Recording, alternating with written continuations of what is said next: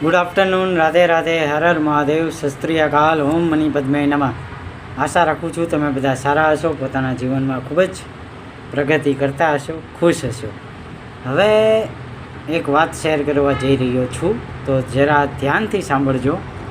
પૂર્ણિમા એટલે કે full moon અને અમાવસ્યા એટલે કે આકાશમાં ચંદ્રદેવના દર્શન ના થવા, આ બંને દિવસ એવા છે કે દુનિયાભરમાં જેટલા પણ લોકો રહે છે એના ઇમોશન ઉપર અસર થાય છે, બરાબર.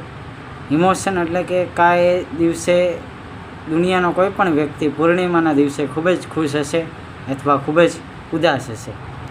તો એના માટે શું કરવું પડે? એના માટે પૂર્ણિમાના દિવસે ચાંદની રોશનીમાં તમારે થોડા કલાકો માટે બેસી રહેવું જોઈએ, અથવા ચાંદને એક ધારું જોતા રહેવું જોઈએ. એના કારણે તમને માનસિક શાંતિ મળશે, પ્લસ તમારું કુદરતી હિલિંગ થશે.